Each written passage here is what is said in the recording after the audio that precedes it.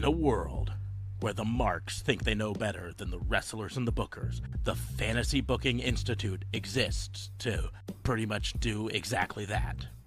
This is a visit from the FBI. This is Dan the Dad. This is Dan the Dad, and you should listen to Raw and Order or you're grounded. Welcome to another episode of Raw and Order, the Fantasy Booking Institute, your weekly dose of pro wrestling fantasy booking. I am your host, Detective Mark Smarks, a.k.a. Mr. Clicks a Lot to get shit done because it doesn't work right the first time. I am joined, as always, by my partner in crime fighting, back from vacation, District Attorney Vincent K. What's going on, man? How are you? I'm excited. Excited. Rejuvenated, even. This is my first meal since about 3 o'clock this afternoon. And it's pepperoni, mozzarella, and crackers. Hey, can't go wrong with that. Yeah. Second of all, this show was so kind. The show that I am a part of is to wait 2 days for my vacation to be over so that I could prove exactly how much wrestling I did not watch. Yeah, that's why we did it. Yeah. Oh. But I am excited because I think I'm going to do a live reaction for you of MJF. His promo. It's promo. That would, to be perfectly honest, I'm gonna skip to the thing. My entire challenge for you, and if he was here, JLB, was going to be, where do you go from here on the promo? So why don't we just make the whole episode about that? Okay. So can I watch the promo first? You can watch the promo. Because I want, your reactions to it. I have a transcript up, so afterwards we can refer back to that if need be. But you watch the promo. All right. Here we go.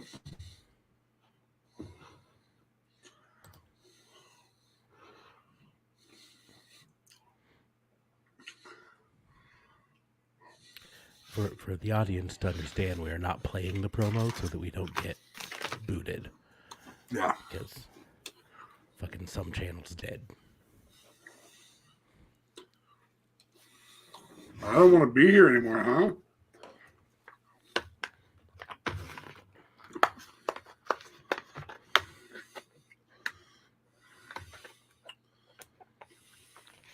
Hey, they said your last name.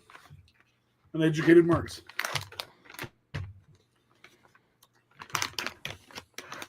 You're already to where they're saying Marks? Yeah. You must be watching a... Well, shit. I better back it up then. This one says full, so we're going to go with this one. 8 minutes. Okay, now he's walking into the ring. The other one, he started in the ring. Yeah, that's what I was going to say, because he starts off with, I'm in a lot of pain right now. And he doesn't use marks. 10 power bombs will do that to you. Yeah.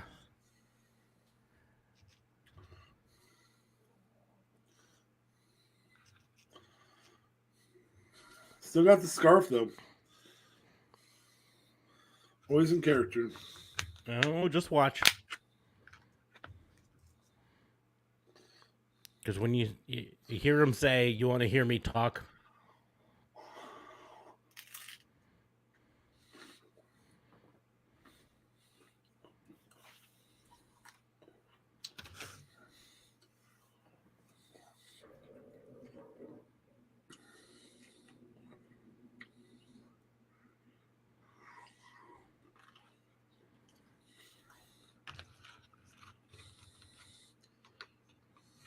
Not MJF, Max Friedman. Mm-hmm. Takes off the scarf. Mm-hmm. Says it's Max Friedman talking.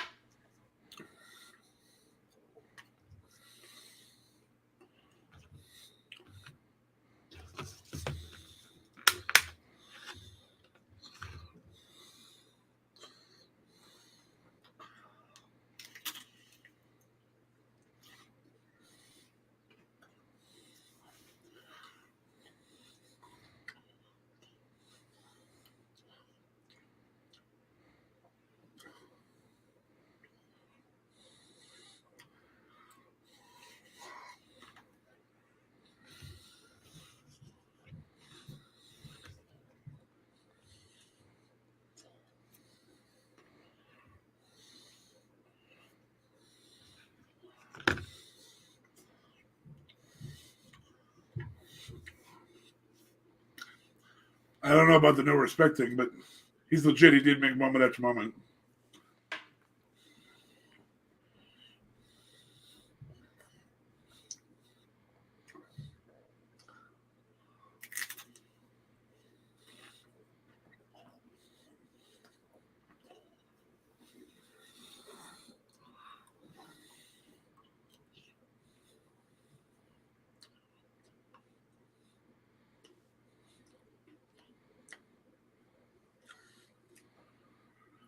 Not home runs with grand slams. Okay.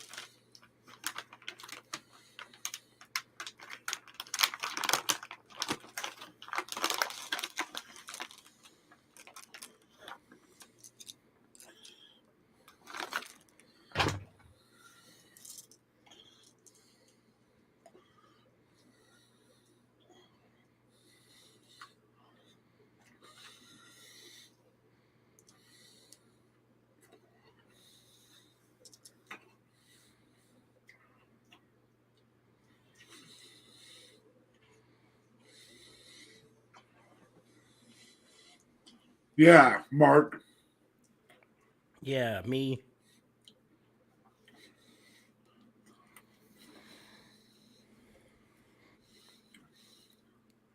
Yeah, explain it.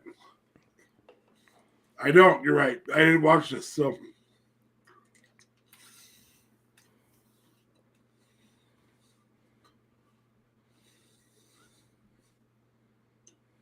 Yeah.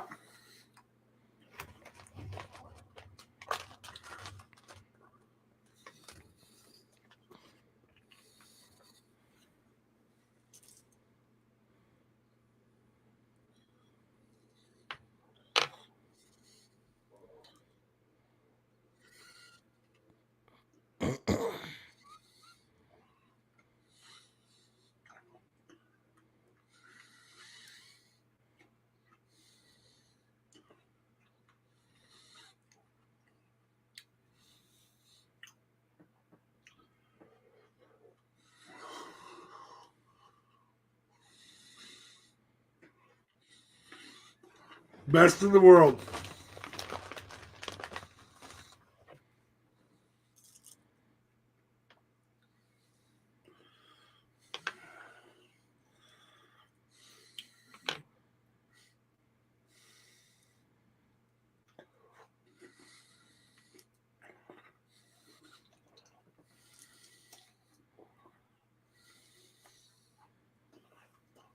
Tony, TK.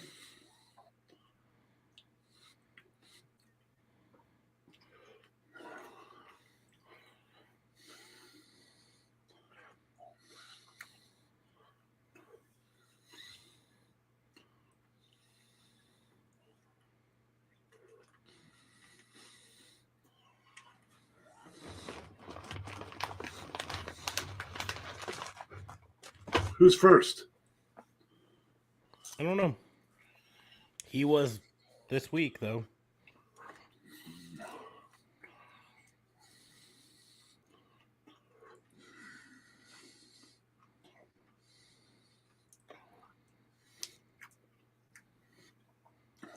Oh, shit.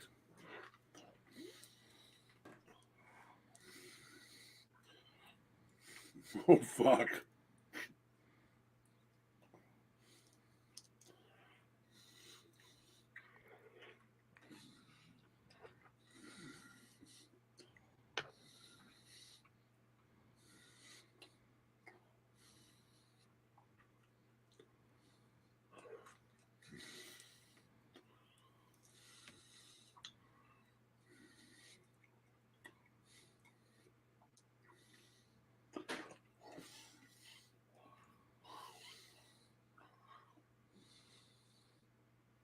Ouch.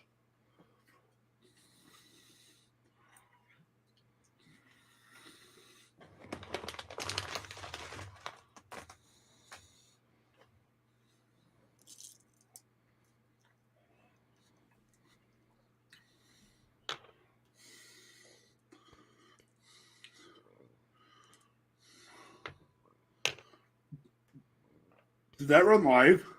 Yes. The beeps did? There were some beeps, but they did miss some. They missed the F-bomb? The F-bomb I think they got, but a couple of the shits Piece of got shit. through. Yeah. Oh my gosh, it goes to TBS break. Mm-hmm. Yeah, so what you saw there was exactly what aired live on TBS. I'm going to say it's work. Oh, no, it's 100% a work, right? Anyone who thinks that's anything other than a work is fooling themselves. Now, It's a fucking mark. yeah, it's a mark. Now, here's the deal. It's a worked shoot is what it is. He legitimately has had issues. It legitimately was causing some problems backstage and all this stuff. But I guarantee you that at this point, it's a work. Yeah, they've got something worked out. Because there's no way Tony Khan would have let him go live for that long. Yeah. Well, they cut it right at the F-bomb, so the F-bomb doesn't make it out. That's my point is they knew when to play the beep. You know, it was 8 minutes long, 7 minute long thing, but you know, right at the beginning when he starts talking about all of this stuff, but he says you've got a lot of important executives here watching your product. It would be a real shame if something bad happened. If this were a shoot, right then would have been where it cuts off. If I'm Tony Khan in the back and he comes out and he immediately goes off script and starts making a threat towards, because they were in Los Angeles. They had an after party afterwards that they all went to that was with Warner Media execs, you know, the new HBO Discovery Warner Media. It was all the Discovery execs that just took over, brand new, who haven't been around for the last 3 years of AEW. They're brand new. This was their introduction, right? But even more than that, right? When he says, I do that shit on a weekly basis, see other people, you know, all this stuff. Where were you when you were calling me an unprofessional piece of shit? I'm just curious.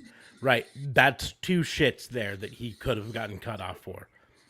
But even more than that, starts calling the fans uneducated marks. You know, starts dropping New Japan and WWE references. These are all things that instantly tell me this is work, this was planned. And it's also super convenient that he says, look at me, I want you to fire me, you fucking mark. That's when it beeps and then cuts off, right? You don't allow a person to talk for almost 8 minutes on live TV as a shoot. You just don't, right? Not an entire shoot. Because you have the ability to cut to commercial break at any fucking time you want, right? Or just cut to the announcers. Cut his mic, go to the announcers, say, fill some time, we're going to send some people out to the ring. Get them out. Right? Yeah, it's going to take a minute.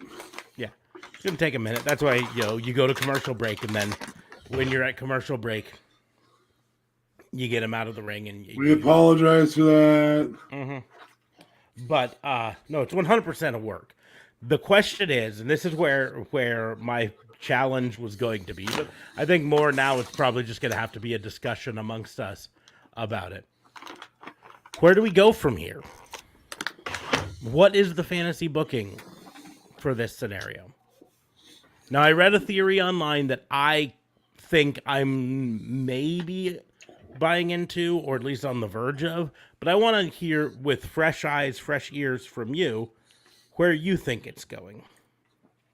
First of all, before I do that, Raw and Order is part of the Tatnisco Podcast Network. See the link in the doobly-doos. Tatnisco. Yeah, all that. Yes. Second thing, look at that M&M. Is that a hollow M&M? It's shaved off, and then they printed the M on the chocolate part. Interesting. Yeah. So we're seeing a little bit behind the shell here, and we saw a little bit behind the shell there. Yeah, you're reaching a bit, but that's fine. All right, that's right.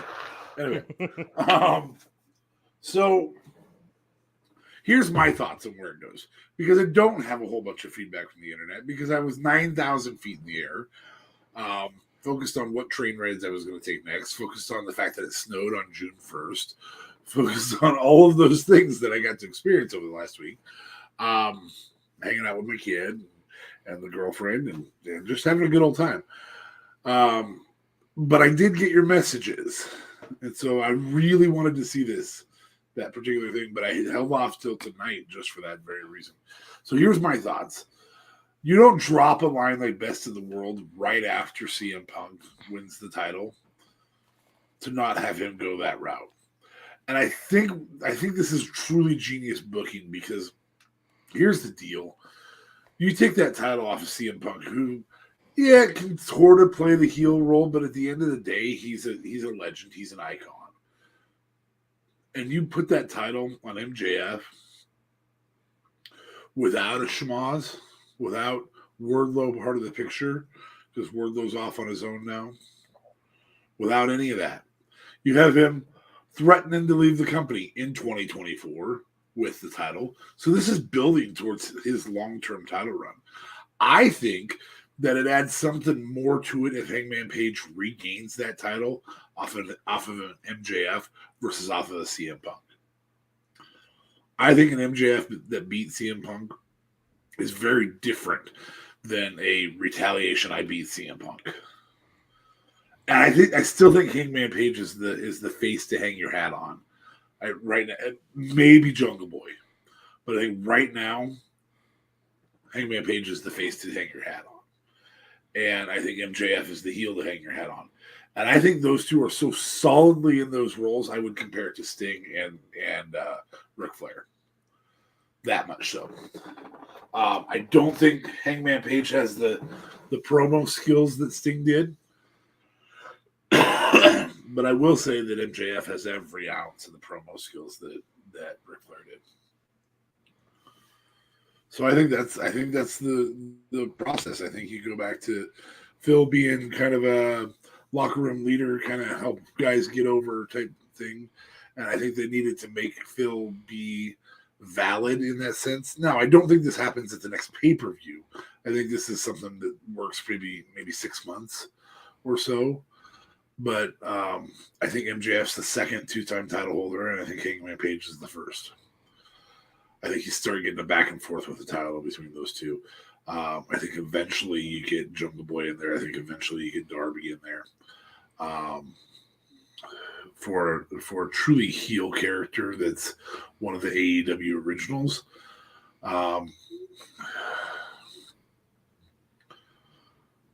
I don't know that there's anybody better than MJF to pull that off.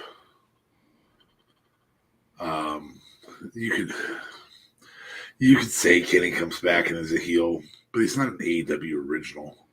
You know, he's just one of the guys who helped make the company because he wanted something different. So I think there's other heels you can plug in there, but I think those four are the people who are going to carry that company into the next generation. That's where I'm at. And I think MJF is the best to play heel. So you've kind of talked long term, but what about short term? What about immediate? Where does this go in this 6 months prior to the eventual CM Punk feud? Win the title. Where does it go now? Next week, Dynamite. The following week. I think it almost becomes a mockery of WWE's making people sit out their contract. Okay. I think Tony plays that. Well, fine. If you don't want to be here, that's fine. You just got to sit out your contract. That's all you got to do, bud. You can show up. If you want to have matches, it's great. If not, that's fine. You know, you have people cut promos on MJF about get the F out type stuff and all of that. Much like when Stone Cold just decided not to show up. I think you build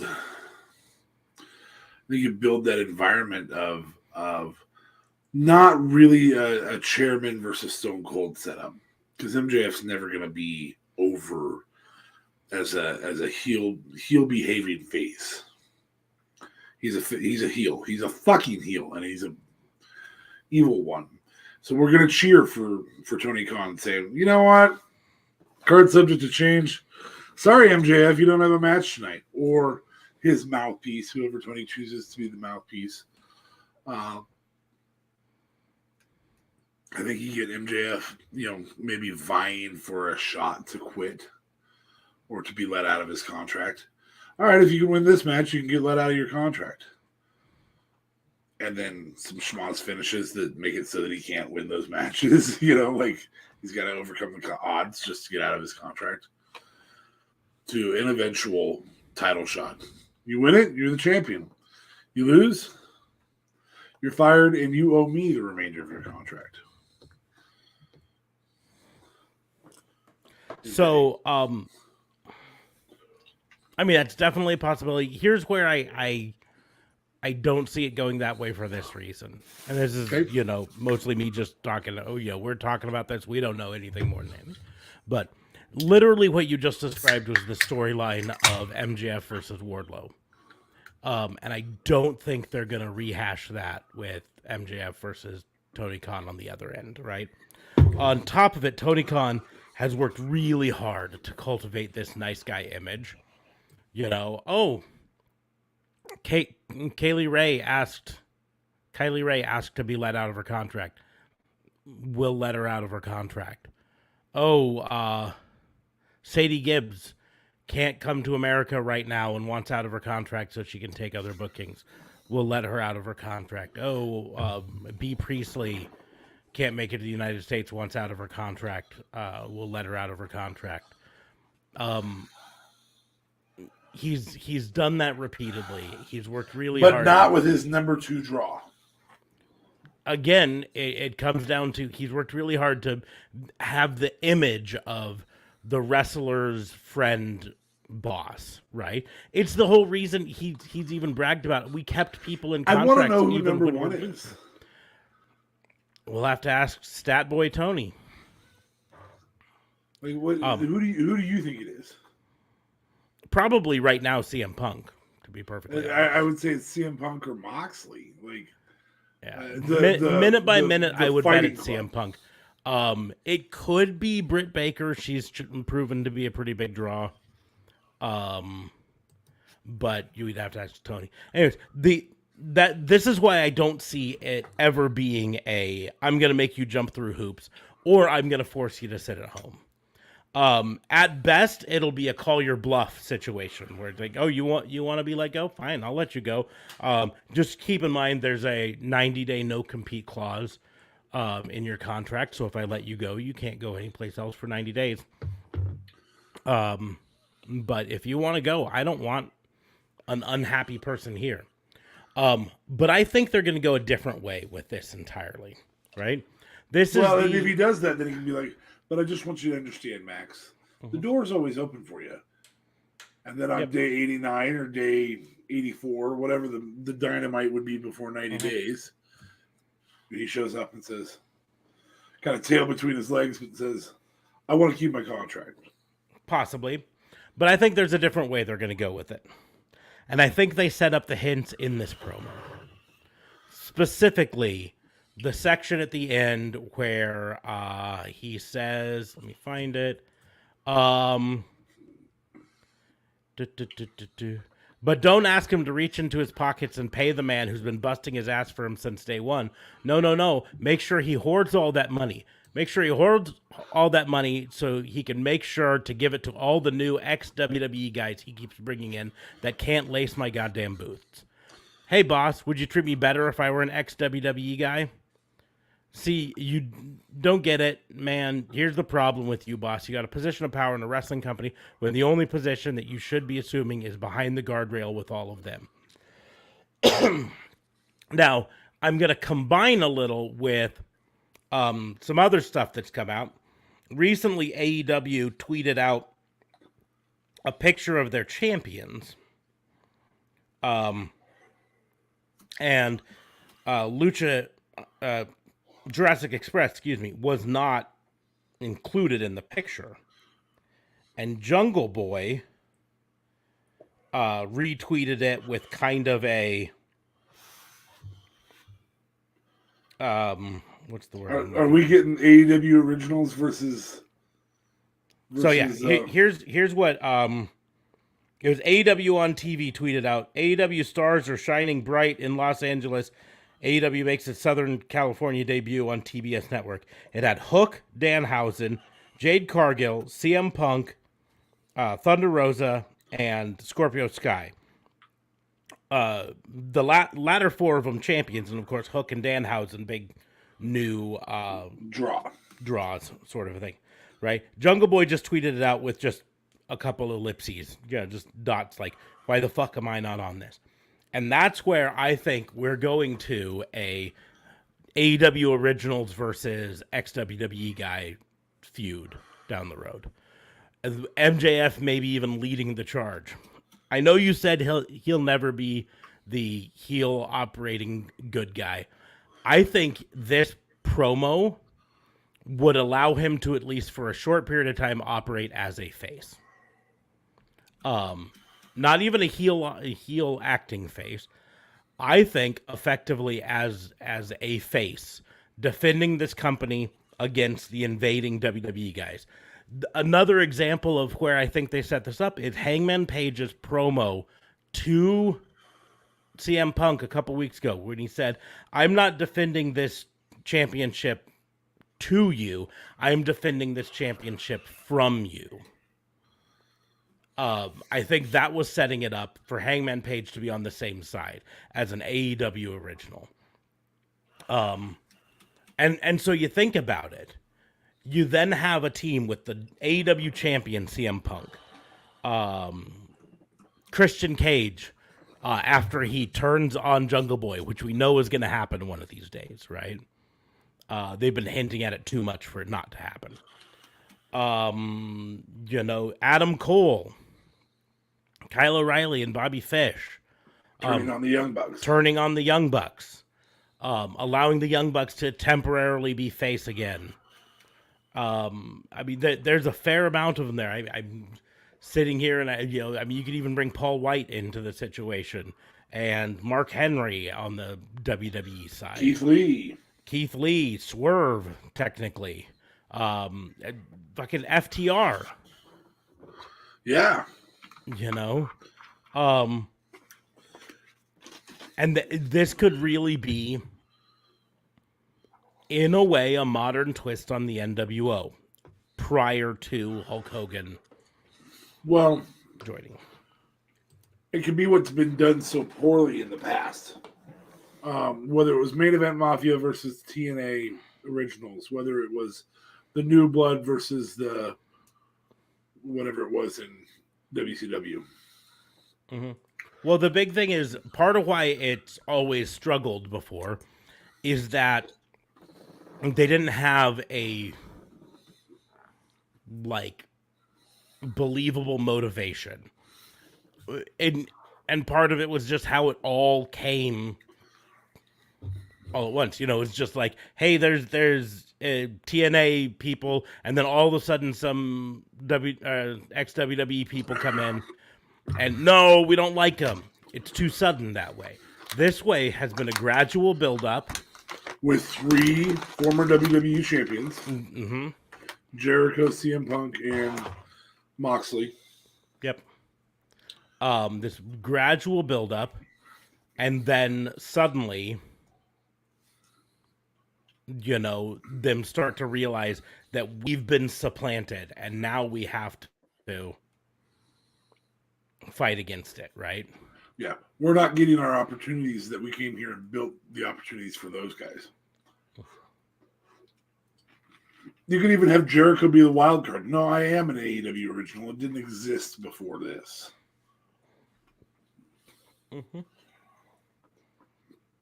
I'm not a guy who came to greener pastures. I came on with you guys to be the greener pasture. But it also opens up potential for turns too. Yeah, I think Kenny can still claim to be an AEW original, if only because his New Japan stardom. New Japan is not something that's really commonly followed in American wrestling. So he was created as an American star in America by AEW. Well, So there's another piece that they could be building right now. Yeah, I didn't even think about that. But the next pay-per-view is New Japan versus AEW. Mm-hmm. So a New Japan win could be all about Tony's crappy booking for our team. Mm-hmm. Well, I don't know if you saw any of the breakdowns of what all happened on AEW yesterday, but they did announce the first official match for Forbidden Door. CM Punk will be defending the title, we assume. He didn't specifically say defending. But the person who answered his open challenge did the belt motion, which usually means it's going to be for the title. But Hiroshi Tanahashi, the ace of New Japan, is going to be CM Punk's. Yeah, you didn't even give an AEW guy that shot. Mm-hmm. Well, it's got to be a New Japan guy. That's the whole point of this crossover. So. I understand, but that's where they can easily say. Mm-hmm. Well, no, I mean, yeah, you could say that, but in the end, the Forbidden Door is every match is supposed to be a New Japan versus AEW, right? Reports have it that Hangman is going to be going after the IWGP belt that's currently held by Okada. Oh my God, Hangman versus Okada. Oh. Yeah. Yeah. There were a lot of people who were saying, it should have been Punk versus Okada. Here's the deal. I'm going to say this unifying here. The titles. Yeah. Well, and Punk versus Okada books them into a corner where they're like, shit, I can't have Punk win because they can literally swap titles. Yeah, I can't have Punk win because then Okada has no title and Punk has them both. I can't have Okada win for the same reason. So now we're booked into it's got to be some sort of schmoz finish. Whereas if you have Punk versus Tanahashi and Okada versus Hangman, you could have a swap title situation where the AEW title is now on a Ring of Honor, on a New Japan star, and the New Japan title is now on a AEW star. You could have either or. You could have Tanahashi win the AEW and Hangman fail against Okada, but then on an eventual New Japan show in Japan, challenge for it and win it there, vice versa, right? That opens up a lot of things. But on top of it, I think these are the more compelling matches. I really do. I think Hangman versus Okada is more compelling to me than it would have been CM Punk versus Okada. And I think CM Punk versus Tanahashi is more compelling to me than CM Punk versus Okada would have been. So, I think there's another interesting piece we're forgetting here. And I think that's the advent of ROH, the slow development for ROH. You can have Jonathan Gresham come out pissed off he didn't get somebody. Hey, you're our parent company. Why don't I have a match here? Well, so a few things that might play into that is from what I've recently learned, apparently Tony Khan bought Ring of Honor personally, not with AEW funds, right? Okay. So it's technically a separate company. He's currently blurring the lines a little bit.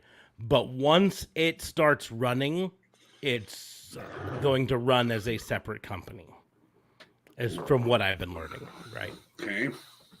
So that changes those things a little bit.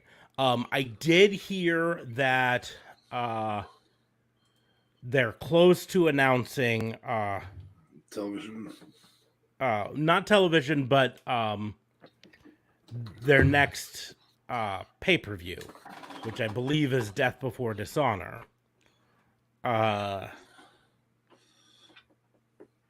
For July 19th.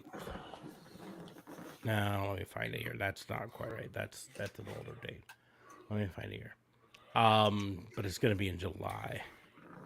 July 23rd, which is exactly 1 month after the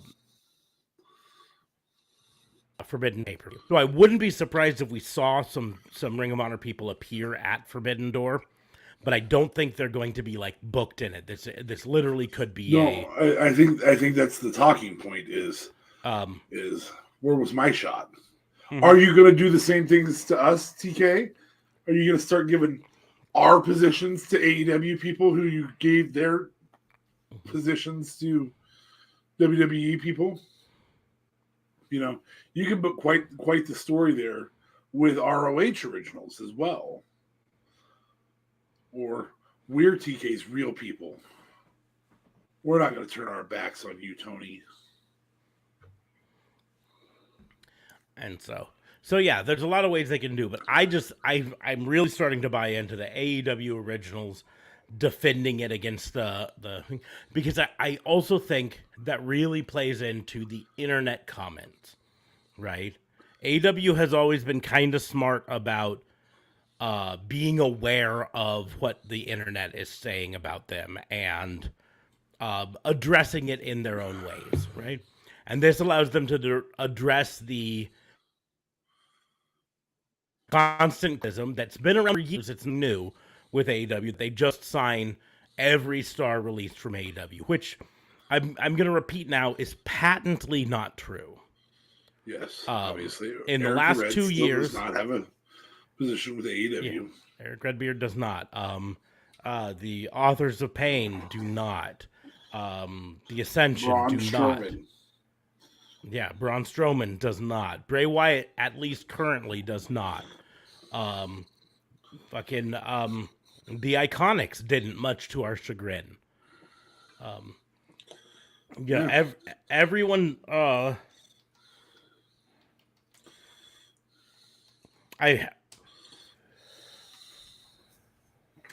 I heard a statistic at one point that was like in the last 2 years, WWE had released like 200 people or something like that, and of that, only 14 had made it to AEW at that time. I'm throwing those numbers out, but I don't know specific. But here, we're going to go down a list of the people released just this year, full list of 2022 releases, right? And say, okay, Dakota Kai, as of yet, has appeared any place, let alone AEW. Malcolm Bivens did appear as Stokely Hathaway in AEW, so that's one. Dexter Lumis, still not appeared anywhere. Harlan, still not appeared anywhere. Persia Perota, still not anywhere. Sanjana George, not anywhere. Draco Anthony, not anywhere. Mila Milani, not anywhere. Raylan Devine, not anywhere. Paige Pronzivali, I'm not even sure I pronounced that right, but not anywhere. They have Dexter Lumis on this list twice. Cesaro. That's how amazing he is. Cesaro, as of yet, has not appeared anywhere. Samoa Joe, AEW did. ROH. Well, technically, yeah, but they're using him for Ring of Honor. But as of right now, he's officially All Elite. William Regal, AEW, right? Mm-hmm. Road Dogg, nowhere. Referee Scott Armstrong, not with AEW. Probably hanging out with his brother Road Dogg. Mm-hmm. Enjoying their fat paychecks. Timothy Thatcher, as of right now, nowhere. Hideki Suzuki, as of right now, nowhere. Danny Burch, as of right now, nowhere. Oni Lorcan, as of right now, nowhere. Those two would be well served to go somewhere together. They were a great tag team. So as of right now, out of all of the releases this year, AEW has signed 3 of them. Right? Officially. You go with a little longer timeline, though. The number is higher, but it's always higher. It's the highest quality ones that WWE lets go. But so Miro's a good example. Yeah, and so here I'm going Moxley. to 2021 to talk about it. So we're gonna do. I got to go backwards on this list because it's going anti.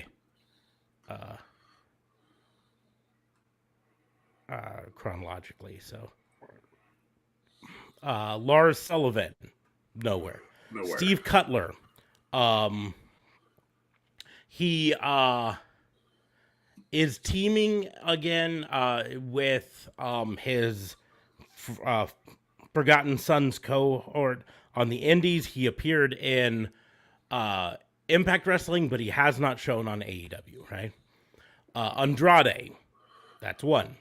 Went to AEW, right? Mojo Rawley, nowhere. Tucker, nowhere. Wesley Blake, nowhere. Kalisto, nowhere. Chelsea Green, everywhere except AEW. I thought Kalisto had been on AEW, like on Dark. He was brought in for a one-time appearance, but that's not signing a contract. Okay. That's a single appearance. So under the same token would be Chelsea Green. She's got a couple of appearances on Dark, but. Has she? I don't think she's been on Dark because she's been too busy with Impact and NWA and fucking everywhere else. Getting her picture taken on a beach. Bo Dallas, nowhere. We mentioned Billy Kay and Peyton Royce, the Iconics. Went to Impact. Not AEW. Not AEW, unfortunately. Mickey James. There's Samoa Joe when he got released before he got re-signed. Kavita Devi, not AEW. Alexander Wolf, not AEW. Ezra Judge, not AEW. Skylar Story, not AEW. Vanessa Bourne has appeared a couple times, but doesn't have a contract with AEW as far as I know right now. But we could even, since she's appeared multiple times, I'll even put her on this list. We're up to 2 now. Velveteen Dream. Nope. Nowhere. Jessamine Duke, did wrestle once for AEW on Dark, but I think that's been about it. Don't they have a feud building for her, or is it the other one? Marina Shafir is the feud building. Shafir. Okay. Right. So, Santana Garrett did appear a few times, I think. So I'll put her on the list, even though she's not contracted. Ruby Riott, that's an official signing. There's 4. That's if you count 4. The 2, yeah. Lana, not AEW. Her husband is, but not her. Braun Strowman, nowhere. Buddy Murphy, that puts us at 5, and Aleister Black puts us at 6, right? Matt Martell and Chase Parker, that's 2.0, and so they are now AEW. So there's 2 more, so that puts us at 8. 8, yep.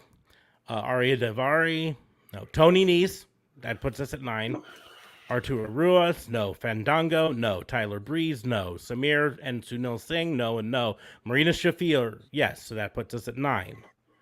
August Gray, no. Kurt Stallion, no. Killian Dane has appeared once for AEW, but not a contract. I think only once you skip it. Yeah. Bray Wyatt, no. Ric Flair, no.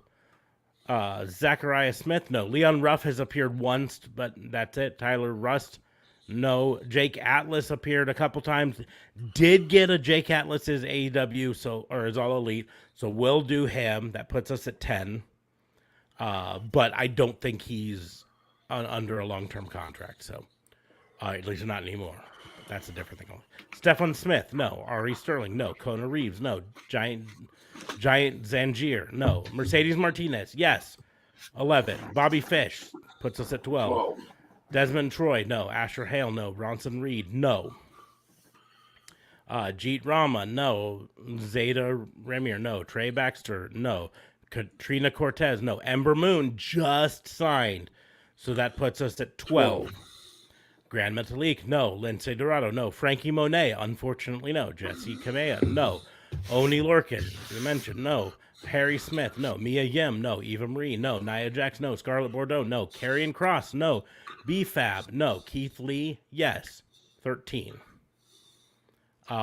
Shane Thorne, no. Jackson Riker, no. Tegan Knox, no. Drake Maverick, no. Top Dollar, no. Ashante Adonis, no. Isaiah Swerve Scott, yes. 14. John Morrison has appeared now 3 times, I think, as Johnny Elite. I think he will land as Johnny Elite. But he is as far as we've heard, really happy with the idea of just flying around and doing whatever the fuck he wants. So, but we can even say that puts us at 16 plus the 3 from the previous one. Oh, here's Jeff Hardy, 17. Tony Storm, 18. And then these are all backstage people. So 18 out of 50-ish. Yeah. So we'll say 40%. 18. If you count this year's one, it puts us probably to 60, but it puts us at 21 out of 60, so that's closer really to 30%. Yeah.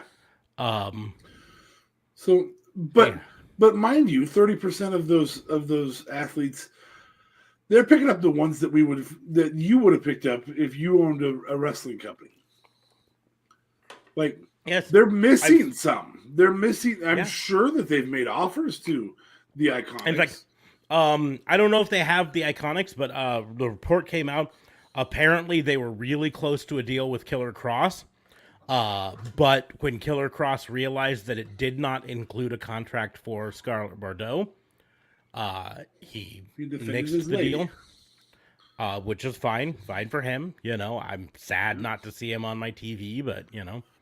But yeah, that's what I've said it before. If you've got a chance to sign someone who you think will make your team better, you do it, right? Well, and that's the conversation we had for the first 90 days of Bray Wyatt. Mm-hmm. Like, of course they're going to make an offer. Apparently he didn't want it, but of course you make an offer to a guy like him, or even little brother. You know, either of those two have real good understanding of getting over or getting heel heat, or either one, doing something different. And so they both could do it. Mm-hmm. And whatever the contract was, it didn't appease him enough. Well, with Bray Wyatt, apparently he wanted to go off and do a movie in Hollywood first. So he wasn't concerned with a contract at first. He just wanted to go off and do his movie. And now his movie's over. He's making rumblings online about coming back to wrestling in some way. He changed his Twitter handle to Wyatt6. And it started making his creepy Wyatt posts. Well, yeah, I mean, he can't have the name specifically Bray Wyatt, but he can have a first name Wyatt. Mm-hmm.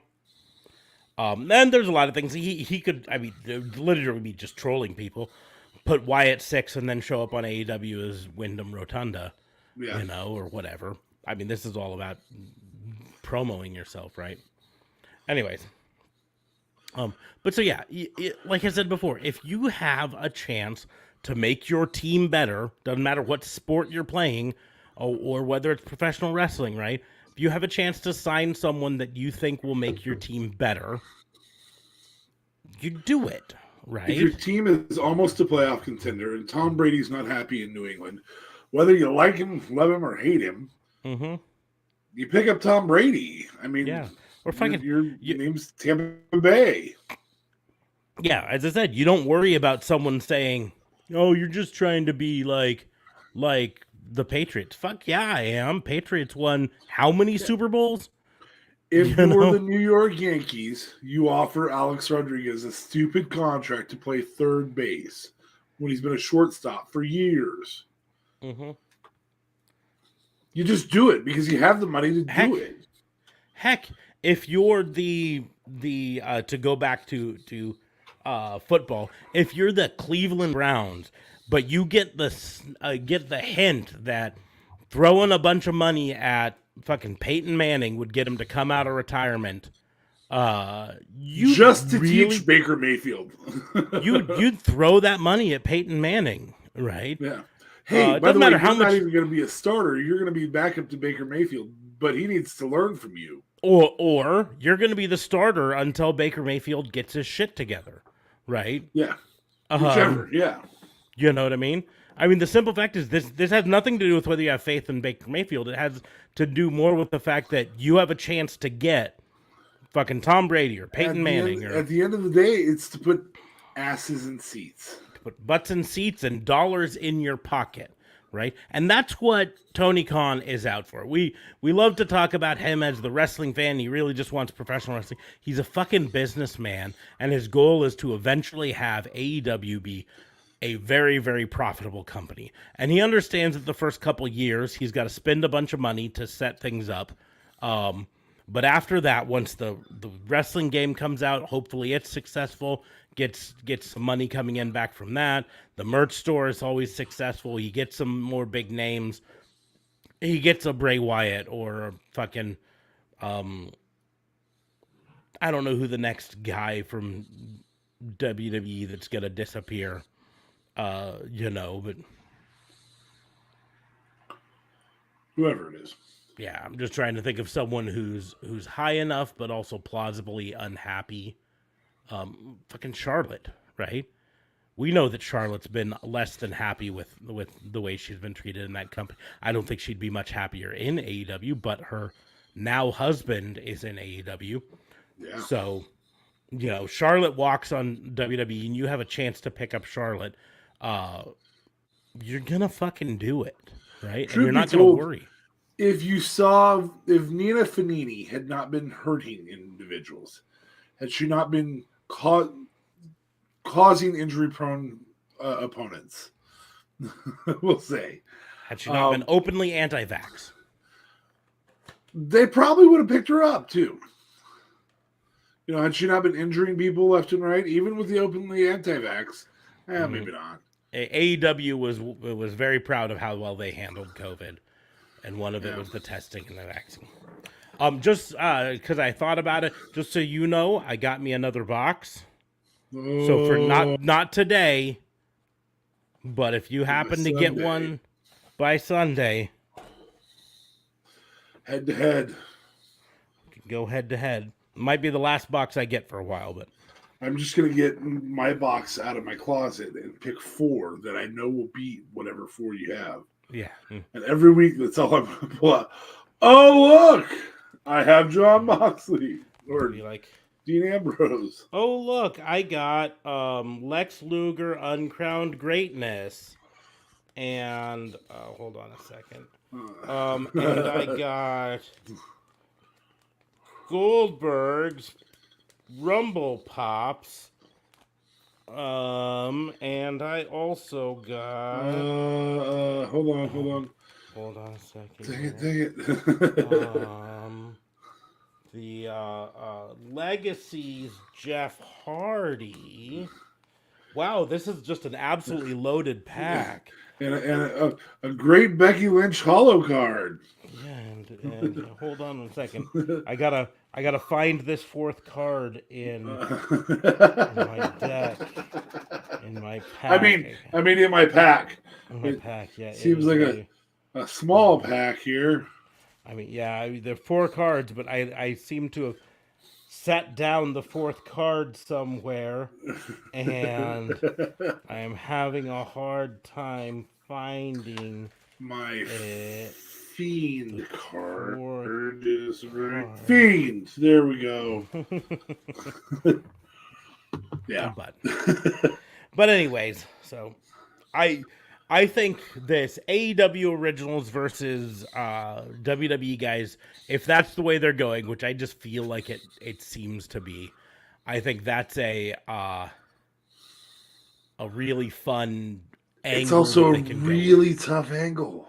It's tough though. It's been done poorly so many times. It's been done poorly. Here's the deal: is I think the key for this is going to be is going to be AEW cashing in on the goodwill of its fans, because Impact Wrestling fans never were Impact Wrestling fans. No, I mean, well, and here's the thing: like that New Blood versus Main Event Mafia, or Main Event Mafia versus Impact Originals.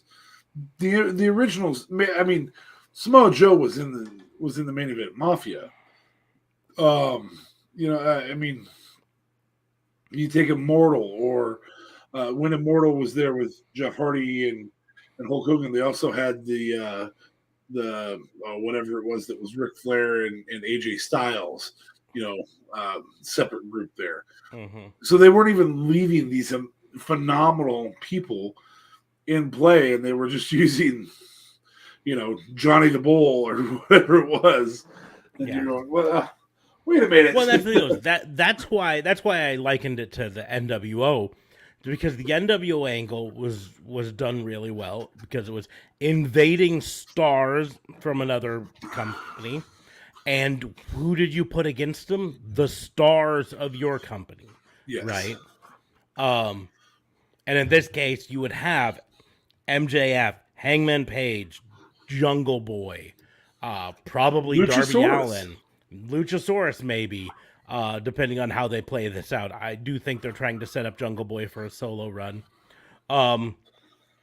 You have maybe even Sammy Guevara, although I do think they're setting him up for a long heel run right now, so that he doesn't really fit in this. Well, and I said, you could easily have Jericho come in and be like, hey, let me help you guys organize this. Here's the deal. I am an AEW original. I am also a former WWE guy. Yeah. I came here to create the greener pastures with you guys. I think with the Jericho Appreciation Society as it is right now, he is too much like a WWE guy because he's talking about sports entertainment. That sports entertainment wins every time. Even though, which could be selling this storyline. Yeah, could be playing into the storyline. Although most of his, well, not even most of, one of his guys on his team is not a former WWE guy, but all of the rest of them are. True. 2.0 came from WWE. Yeah. Jericho, of course. Jake Hager. Yep. It's only Daniel Garcia that doesn't have a WWE tie. So, anywho's, I just think it's a really interesting potential way to go on this. And who knows? They could be going all sorts of different ways. They could be going, Tony Khan comes out next week and just says, hey, you want out? I didn't know it had gotten that bad. You want out? Here. You're a free agent. Go. Well, and then I don't think they're going to go that way. Play that. Hey, I'm glad that you play with free agents like you do. So I'll show up here. I'll show up on Impact. I'll show up this place. I'll show up this place. I'll show up this place. And you'll wonder why you didn't pay me more, because all of them will get better. Yep. And he wouldn't be wrong. Like, if we knew that MJF was going to cut a promo on Impact, do you find a way to watch Impact that week? Probably. I watched the streaming later. Yeah. But anyways, I just think it's definitely something that it was definitely a worked shoot promo. There's no way they would have let him go that long if it wasn't a work. But it still best promo since Pipe Bomb, and to at least this generation of wrestling fans, the ones who weren't around during the Summer of Punk. Best promo they've ever seen. Might be the best promo they've ever seen. I go back and forth on it. Some people are saying it was even better than the Pipe Bomb. And I kind of go back and forth. If we hadn't had the Pipe Bomb, we wouldn't have had this promo. Right? Correct. The Pipe Bomb laid the groundwork for this. But at the same point, this one, the delivery of this was way more natural, way more emotional, and so played into the reality of it a little bit more, I think. Whereas, CM Punk, but just in CM Punk's nature, he sits down and he has a conversation, right? Yeah. Whereas MJF, MJF shouted his feelings to the world. So and MJF also didn't name drop anybody. He name dropped the companies, but he didn't name drop. Yeah, Colt Cabana. And it could simply be that MJF doesn't know enough people outside of AEW. Actually know, because that was the thing with Colt Cabana and, the people that... They were great friends. They were, at the time, really good friends. But still. Well, normally this is where we would play our game, but I gotta be honest, I'm betting you're probably fairly exhausted from your vacation, and a little bit. I'm actually still recovering from a fucking Memorial Day weekend that really shouldn't have been as exhausting as it was for me. So I think we're going to probably have this be a shorter podcast than normal, if that's okay with you. Yeah, that's fine. I just, I can't believe that we spent more time talking about a promo post. That's when you have a sign of a good company. The promo first show post is the thing you're talking about more than you're talking about, CM Punk winning. And I know you guys talked about that on Sunday, and I know, way to take the light off of CM Punk. And that may result in a CM Punk promo. How dare you take the light off of me? Well, and that actually can play into it a little bit, because after the promo, not shown on TV, but during the commercial break, CM Punk actually came out and tried to confront MJF, and MJF powdered out and went out through the crowd. Is there fan video of this? There is some fan video up. It's relatively uneventful because, like I say, he comes out and walks towards the ring and MJF, here we go. Okay, I'm gonna watch this real quick. MJF just deuces out.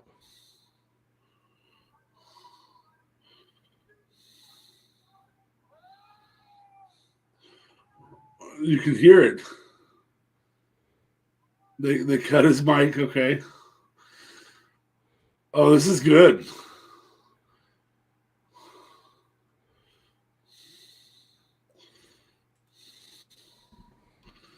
It's on the ropes.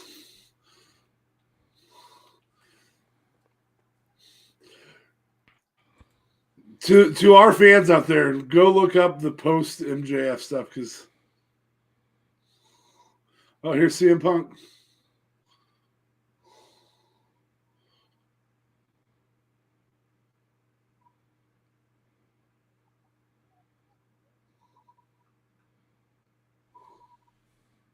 He only has one of his boots on. He had just wrestled a match.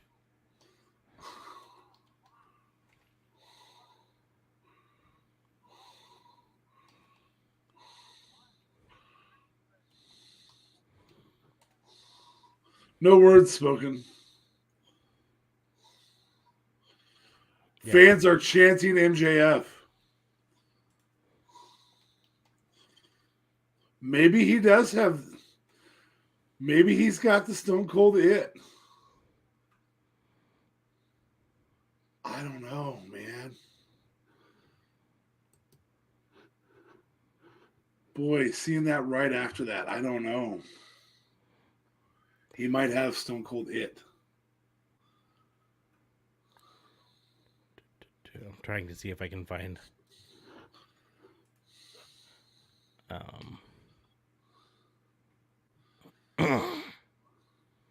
So at the beginning of Dynamite, it started off with CM Punk and FTR teaming against Max Caster and Gun Club. I'm trying to see if I can find a transcript. The last person to beat MJF or beat CM Punk is MJF. Mm-hmm.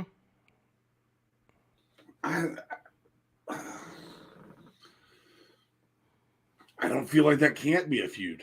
I just don't feel like it can't be. I just don't think it's a feud yet, because it was literally so recent. I don't think they're going to go back to that well yet, especially with Forbidden Door over this next month is going to be their big focus. Yeah.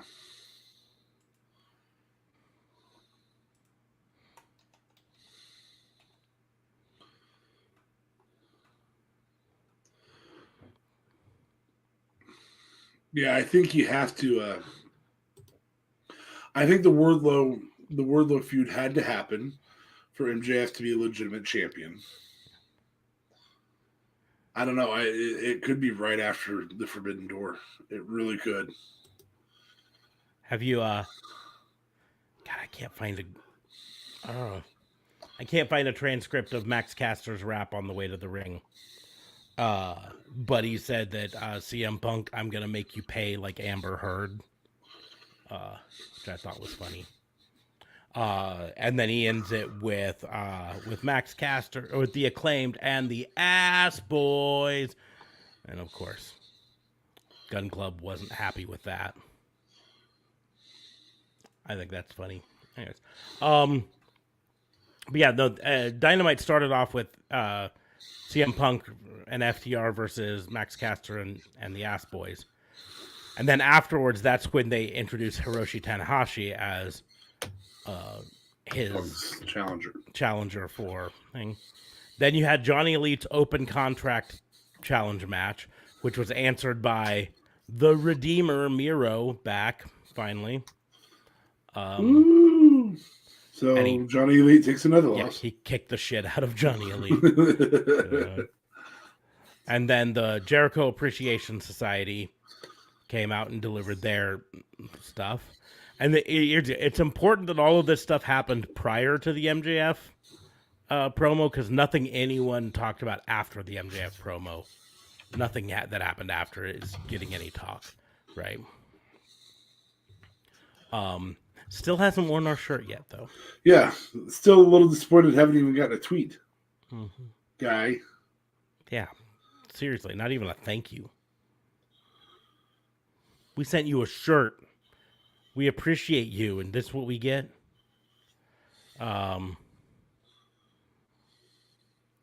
AEW World Tag Team Champions Jurassic Express, Matt Hardy and Darby Allin and Christian Cage went against Hikuleo, Red Dragon, and the Young Bucks. In a 5-on-5 match that was mostly just I mean, it's good, but it was whatever. Tony Schiavone interviewed Athena. Wardlow beat up on JD Drake.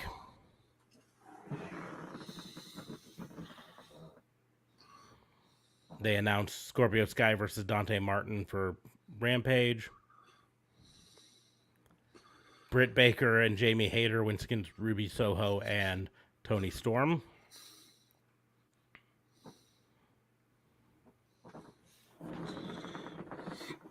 Blackpool Combat Club's Jon Moxley versus Daniel Garcia was a phenomenal match. They were both covered in blood by the end of it. Maybe a little bit too much blood, but anyways. But we're going to go ahead and close the book on the Fantasy Booking Institute. I'm running out of steam, guys. Fast. So, it's AEW Double or Nothing. It was a long show. I don't think it was too long. A lot of talk online has been about it being too long. 13 total matches if you include the kickoff show. But if we look at the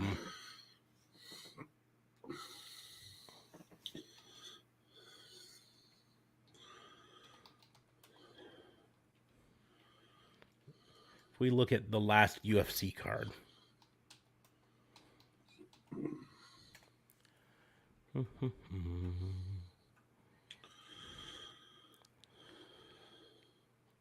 The last UFC card, the upcoming one that's this weekend has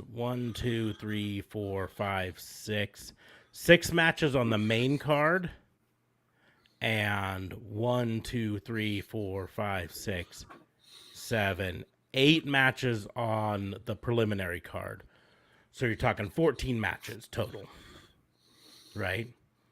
And you never hear anyone complain about a UFC pay-per-view being too long, right?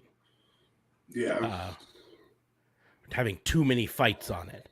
No one ever says that. Now, admittedly, it's because some of the fights on a UFC pay-per-view go 30 seconds, you know? And and arguably that's one thing that AEW tries really hard to avoid is really short matches. But maybe at a pay-per-view like Double or Nothing, they could have used a shorter match in there. You know, I know they had Kyle O'Reilly versus Darby Allin, and that wasn't a super long match, but it still went like 9 minutes. Maybe that one should have been shorter. Maybe they could have just not had the Sammy Guevara, Ty Conti, and Frankie Kazarian versus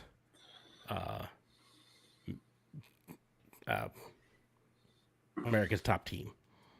You know, They have down matches sometimes, though. Mm-hmm. Yeah, or just maybe it should have been shorter. You know, I can see that. But here's the deal: is the main card for Double or Nothing was only about 4 hours, right? I want 4.5. I want to say. Once you get red pilled, That's, you know, I said this on the review. I firmly believe that pay-per-views should always be longer than your main TV show. Otherwise, why do you have them, right? Correct. And so AEW's main TV show is 2 hours long. So a pay-per-view should always be at least 2.5 to 3 hours long. But this is Double or Nothing is effectively their WrestleMania. So I didn't have a problem with the 4.5 hour long pay-per-view. Yeah. It just, for me, I'm now still exhausted from it because I'm fucking old, people. Body no bounce back like it did before. Dude, I went through a cave that there was a 100-yard crawl in a 42-inch high area that you're supposed to try and not be on your hands and knees. I'm 6'4". I'm old. There was a point where my son said, "I gotta go save my dad." Yep. No, you don't. Just stay where you're at, and I'll get to you where you're at. I'm banking on my daughter being strong enough to save me someday. Well, I can tell you my son is not yet strong enough to drag me out of a cave. Yeah. Yep. So I got to get her on the bodybuilding now. Anyways, but on that note, we're going to go ahead and close the book on the Fantasy Booking Institute. Links in the doobly-doos for the merch store where you can get a Sasha Bear shirt, a Pissant Podcast hat or shirt, a autograph shirt like is behind either one of us here, or one of a variety of others, including my newest one, okayest pay-per-view of the year so far. You didn't want to call that the best or worst. That was really what it came down to. Is there were 2 matches on this pay-per-view that just were not great. They weren't bad, but they weren't great. And so it could not unseat Revolution as best pay-per-view of the year. But it was by far not the worst, so I created okayest pay-per-view. Elimination Chamber. Yeah, that was. But links in the video for that. We might find a new one this week. We might. With little to no build-up. Hell in a Cell. In a Cell. But on that note, we'll go ahead and... Oh, you can also join our Patreon. Link is in the doobly-doos there, too. But like, share, and subscribe. Follow us on the social media. You can follow me at Raw and Order WBU. Pretty much any place except Facebook, where it's at Pissant Podcast, because Facebook is weird. You can follow DA Fabe at DA Vincent K. Fabe, where, you know, Chris Jericho might say thank you for a free fucking shirt. Yeah. Jeez. He might appreciate it. Appreciate us. Appreciate me for sending it. Yeah. God, we're feeling you for we're feeling less than appreciated. Yeah, we are appreciating your society, so we want you to appreciate the shirt we sent you. Mm-hmm. And we've said before, I don't even care if you rip off the design, right? Like, you probably do it better than me. Or if you want to, send us a cease and desist to put right back here. Right about there. Or maybe up there. Maybe right there. Just somewhere where we can say, ha ha ha, we had such a cool idea that AEW said they wanted us to not do it. Yeah. But on that note, we're going to go ahead and close the book. Thank you all for listening. We will see you soon. I got to save my dad.